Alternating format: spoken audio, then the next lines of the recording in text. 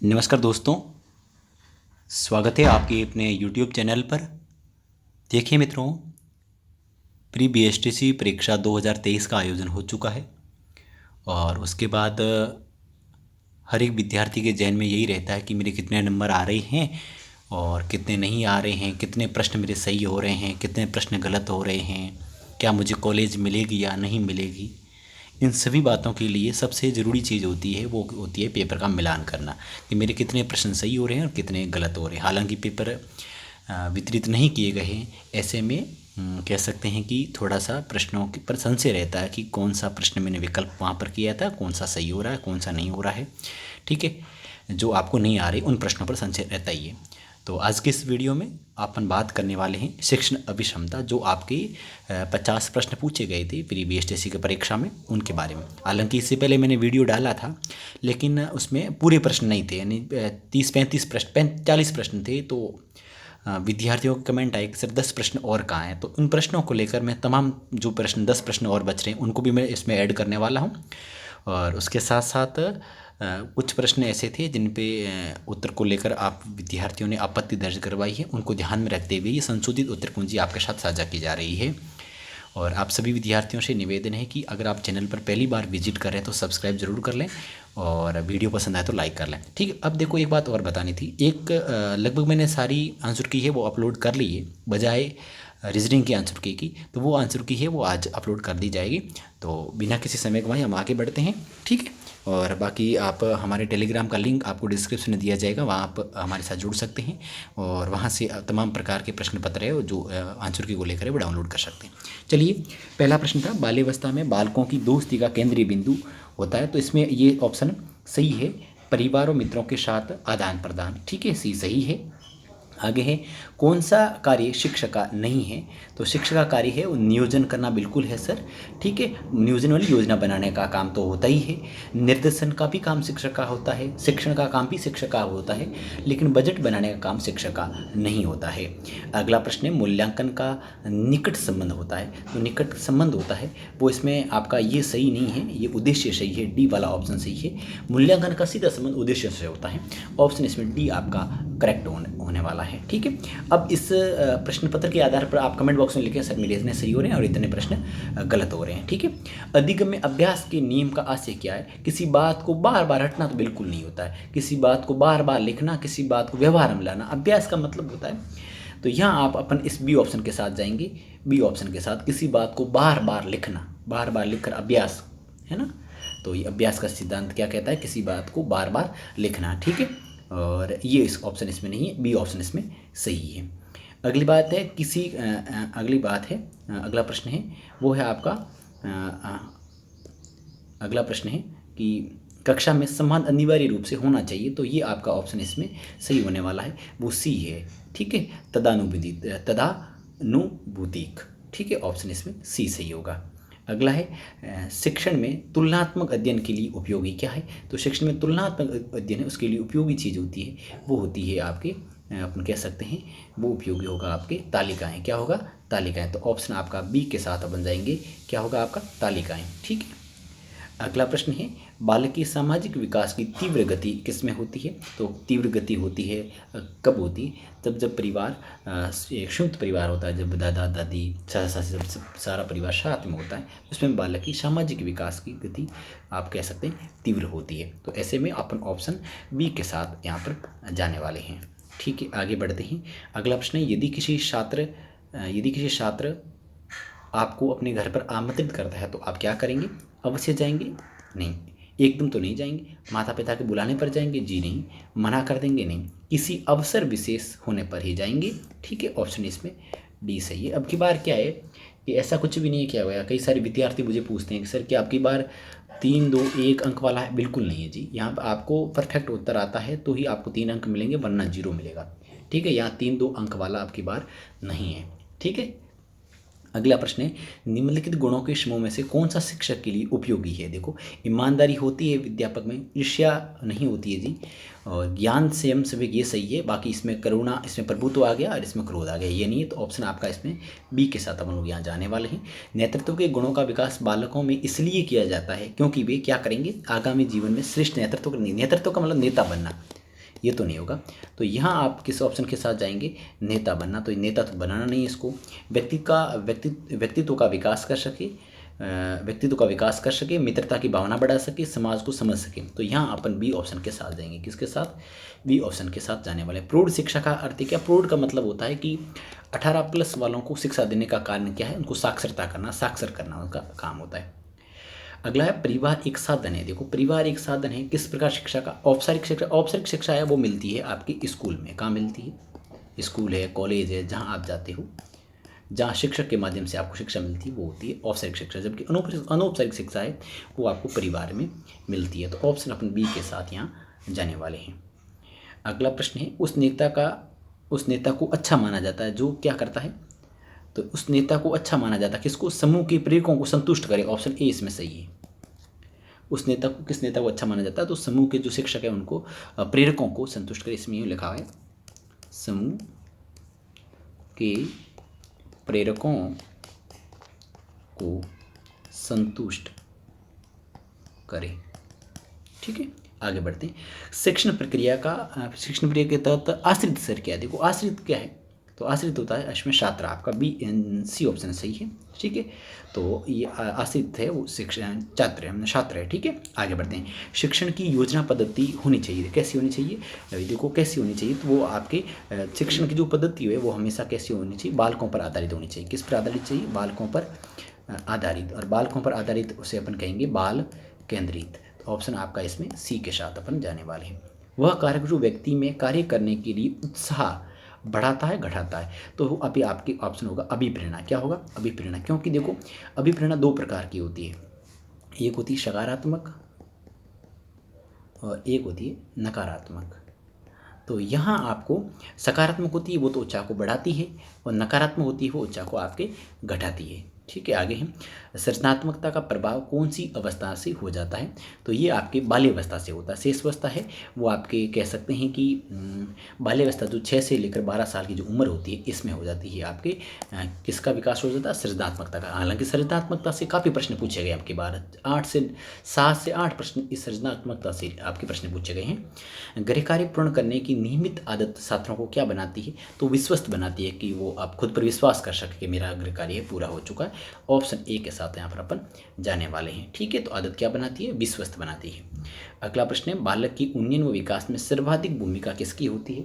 तो वो उसकी भूमिका होती है वो समर्पित शिक्षक की होती है। किसकी होती है, समर्पित शिक्षक की होती है। ठीक है, ऑप्शन अपन सी के साथ यहाँ जाने वाले हैं। अगला प्रश्न निम्नलिखित में से सृजनशीलता का प्रमुख तत्व नहीं है। तो ये बहुत अच्छा प्रश्न है। ठीक है, बहुत अच्छा प्रश्न है। एक मिनट, तो इसका सही आंसर होगा वो आपके होगा यहाँ पर मौलिकता आपकी सही है, लचीलापन सही, धाराप्रवृत्ता, ये सारे गुण होने चाहिए। एक तत्व, प्रमुख तत्वों की बात अगर अपन करें तो यहाँ होगा आपका मौलिकता, दूसरा आपकी लचीलापन होना चाहिए, और तीसरा आपकी धारा प्रवाहिता होनी चाहिए। लेकिन अनुशासन का यहाँ पर कोई रोल नहीं है। ऑप्शन ए के साथ अपन यहाँ जाने वाले हैं। बालक की सीखने की पहचान आप कैसे करेंगे, तो उसका जो व्यवहार है उसमें चेंज दे के भाई उसमें व्यवहार कितना चेंज हो गया है और किस प्रकार उसका व्यवहार कर रहा है, उसके आधार पर हम आकलन कर पाएंगे कि बच्चे में कुछ न कुछ उसमें सीखा है। ठीक है, आगे बढ़ते हैं। अगले समायोजन की प्रक्रिया क्या है, समायोजन की प्रक्रिया है, देखो ये है ना समायोजन, ये बहुत अच्छा प्रश्न है। समायोजन का मतलब एडजस्टमेंट, और एडजस्टमेंट जो है इसमें क्या होता है, इसकी इंग्लिश वर्जन नहीं है, बाकी आराम से हो जाता है। स्थापन, इसमें क्या होगा, स्थापन, डी ऑप्शन सही होगा। क्या होगा, स्थापन है ना, एडजस्टमेंट। क्या होता है कि मतलब एडजस्ट करना, जैसे कोई मनोविज्ञान में इसको अच्छे से अपन परिभाषित कर सकते हैं। बाकी इतना आप समझ लें कि इसमें डी ऑप्शन सही है। कि कौन सा, डी। शिक्षक मुख्य रूप से किसके प्रति जवाबदेह रहता है, तो शिक्षक मुख्य रूप से किसके प्रति जवाबदेह रहता है, सीधी सी बात, अभिभावकों के प्रति बिल्कुल रहता है सर, प्राचार्य के प्रति भी रहता है, शासन के प्रति भी रहता है। क्योंकि एक शिक्षक आपको पता है कि राजनीतिक टीका टिप्पणी भी नहीं कर सकता, क्योंकि शासन के प्रति उसको रहना पड़ता है, जवाबदेहिता उसकी बनती है। लेकिन इसने पूछा मुख्य रूप से, इन सभी ऑप्शन में सबसे सटीक ऑप्शन बैठता है वो है समाज और छात्रों के प्रति, समाज और समाज के साथ साथ छात्रों के प्रति। ऑप्शन डी सही है। अगला प्रश्न है अपना, शैक्षिक प्रौद्योगिकी में अपन बात करें, शैक्षिक प्रौद्योगिकी के उपयोग के फलस्वरूप शिक्षक का कक्षा कार्य क्या है, शैक्षिक प्रौद्योगिकी के उपयोग के फलस्वरूप। तो देखो बात करें एजुकेशन टेक्नोलॉजी के उपयोग के फलस्वरूप शिक्षक का कक्षा कार्य कैसा हो गया, तो ये वैज्ञानिक हो गया है ना, कैसा हो गया, एक वैज्ञानिक काम हो गया है, कैसा हो गया, वैज्ञानिक काम हो गया है। सीसी में कुल कितने सेमेस्टिक असेसमेंट किए जाने का प्रावधान है, देखो एक दो होते हैं, एक होता है ऐसे होता है, एक एफ ए होता है, एफ ए होते हैं 4 होते हैं, ऐसे 2 होते हैं। तो यहाँ अपन बी ऑप्शन के साथ यहाँ जाने वाले हैं। सृजनात्मकता मुख्य रूप से संबंधित किससे होती है, देखो बहुत अच्छा प्रश्न है ये, मनोविज्ञान में कई दफ़ा प्रश्न पूछा गया, डी ऑप्शन सही है। बहुत सारी जो शिक्षक भर्ती के पेपर हुए उसमें ये प्रश्न काफ़ी चर्चित रहा है, तो ये अपचारी चिंतन यहाँ पर आपको सही निकलने वाला है। अगला, भाषा किसका माध्यम है, तो भाषा आपको पता है सहज अभिव्यक्ति का है माध्यम है, ऑप्शन आपका बी इसके साथ अपन जाएंगे। अधिगम की सफलता का प्रमुख आधार क्या है, तो अब अधिगम की सफलता तभी मिलेगी जब हम अपने लक्ष्य की प्राप्ति की अंदर उत्कृष्ट इच्छा होती है कि मुझे इस BSTC में सिलेक्शन हर हाल में लेना है, इसलिए आपने जो पढ़ाई की है, मेहनत की है, फिर आपका सिलेक्शन हो जाता है, यही तो आपकी अधिगम पढ़ाई की सफलता का आधार है कि आपको सफलता मिल गई कि मुझे BSTC में सिलेक्शन हो गया, मुझे कॉलेज मिल जाएगी, ठीक है। और ठीक 2 साल बाद में अध्यापक भर्ती में सिलेक्शन ले लूँगा और मास्टर बन जाऊँगा बस। ये प्रश्न बहुत अच्छा प्रश्न था हालांकि। तो द कंडीशन ऑफ लर्निंग ये है आपके रॉबर्ट गेने की है, जिसने 8 मतलब कंडीशंस बताई थी। तो ये पुस्तक है द कंडीशन ऑफ लर्निंग, ये है रॉबर्ट गेने की है सर, किसकी है, रॉबर्ट गेने की है, ठीक है। और आगे बात करें, एक अध्यापक का अनिवार्य व्यक्तित्व संबंधी गुण क्या होना चाहिए, एक अध्यापक का अनिवार्य पूछा है, यहाँ व्यक्तित्व संबंधी गुण पूछा है। तो यहाँ आपके छात्रों से प्रेम होना भी चाहिए, ठीक है। शारीरिक और मानसिक, शरीर स्वस्थ होगा, मानसिक स्वस्थ होगा तभी तो बच्चों को पढ़ा पाएगा। आलोचना दृष्टिकोण तो होना भी नहीं चाहिए बिल्कुल, लेकिन उच्च नैतिक चरित्र ये सबसे इंपॉर्टेंट है, सबसे ज़्यादा कि उसका उच्च नैतिक चरित्र है वो सबसे उच्च होना चाहिए। ऑप्शन ए के साथ यहाँ जाने वाले जिस भी विद्यार्थियों ने किया है उनको 3 नंबर मिलने वाले, ठीक। अगला है, प्रशंसा और निंदा 2 ऐसी प्रेरणाएँ हैं, 1 मिनट, प्रशंसा और निंदा 2 ऐसी प्रेरणाएँ हैं जो बालक में वृद्धि करती है, किसकी वृद्धि करती है, तो ये बहुत शानदार प्रश्न है। यहाँ देखो अनुशासन की वृद्धि करेगी, शरीर की भी करेगी, सामाजिक प्रेरणा की भी करेगी, उपरोक्त सभी आपके डी ऑप्शन है यहाँ पर सही निकलने वाला है। प्रशंसा और निंदा 2 ऐसी प्रेरणाएँ हैं जो बालक में वृद्धि करती है, अनुशासन की भी करती है, शरीर की भी करती है और सामाजिक प्रेरणा की भी करती है। अगला प्रश्न है, एक शिक्षक होने के नाते असामाजिक लोगों के साथ आपका व्यवहार कैसा होगा, तो जो असामाजिक है, जो कह सकते हैं कि सामाजिक गुणों से वे मतलब लापरवाह हैं, जो सामाजिक गुणों से अनभिज्ञ हैं, ऐसे लोगों के साथ अपना व्यवहार कैसा रहेगा, सुधारात्मक, सुधार करेंगे कि उनको कहीं ना कहीं सामाजिक गुणों में उनका प्रवेश करवाया जाए, ठीक है। ऑप्शन इसमें सी आपका सही होने वाला है।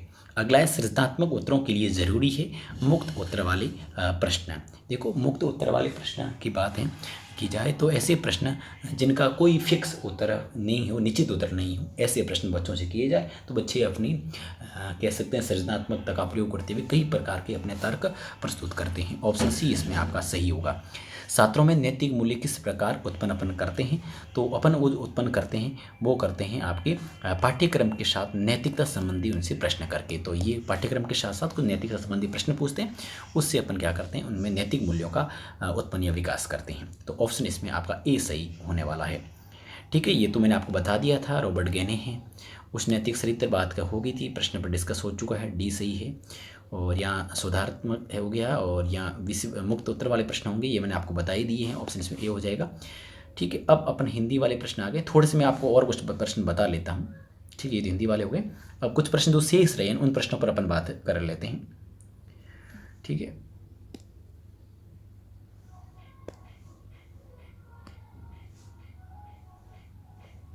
ठीक है, चलिए अब देखते हैं। अब ये प्रश्न है आपके सामने, उस नेता को अच्छा माना जाता है जो समूह के प्रेरकों को संतुष्ट करे, ये आपका प्रश्न था। तो इसका सही आंसर ये कि समूह के प्रेरकों को संतुष्ट करे, ठीक है। अगला जो प्रश्न था आपके, 1 मिनट, अगला जो प्रश्न आपके था, अनुपयोगी प्लास्टिक थैलियों से बालक द्वारा कलात्मक वस्तु का निर्माण करना क्या कहलाता, तो ये सृजनात्मकता कहलाती है, सृजनशीलता कहलाती है, ठीक। अगला है, शिक्षण की प्रकृति कैसी होनी चाहिए। तो इसमें आपके चारों ऑप्शन थे, चारों के चारों सही है, उक्त सभी आपने जो किया है ना वो सही है आपका। ठीक है, अगला प्रश्न था शिक्षा जीवन का अंग है, शिक्षा जीवन का अंग है, कथन किसका है? तो जॉन डीवी साहब का है, ये आपने किया सही है। नेता कैसा होना चाहिए? जो बहिर्मुखी जो व्यक्तित्व वाला होना चाहिए, इसमें ये ऑप्शन आपका सही था अगर आपने किया है तो। अगला प्रश्न था सृजनशील बालकों की विशेषता कैसी होनी चाहिए? सृजनशील बालकों की विशेषता, तो उसमें प्रबल जिज्ञासा होनी चाहिए। कैसी होनी जिज्ञासा? प्रबल जिज्ञासा उसमें होनी चाहिए। बुनियादी शिक्षा का विचार के प्रतिपादन कौन थे? तो इसमें है अपने महात्मा गांधी जी हैं, जिन्होंने बेसिक एजुकेशन के बारे में उन्होंने विचार अपने दिए थे, तो महात्मा गांधी इसमें आपका सही होगा। अगला प्रश्न है आज के वर्तमान मानव की आवश्यकताएं उत्तम और शानदार चरित्र है, ये कथन किसका है? आज के वर्तमान मानव जीवन की आवश्यकता उत्तम और शानदार चरित्र, ये है अपने मनोवैज्ञानिक है अल्बर्ट स्पेंसर, उन्होंने ये कथन उन्होंने कहा था। अगला है सृजनात्मकता परीक्षण में किन भारतीयों का परीक्षण है जो प्रसिद्ध है? जो बांकर का है। ठीक है, बांकर आपने जो प्रश्न ऑप्शन किया है तो वो आपका सही है। खेल आधारित विधियाँ आपने पूछी है, तो बहुत सारी विधियाँ हैं, किंडर गार्डन जो विधि है वो आपकी बहुत ज़्यादा मानी जाएगी। तो इस प्रकार अपन बात करें तो सारे के सारे जितने प्रश्न थे 50% अपन डिस्कस कर लिया है। वीडियो आप लोगों को पसंद आए तो लाइक करना, अपने मित्रों के साथ शेयर करना। धन्यवाद।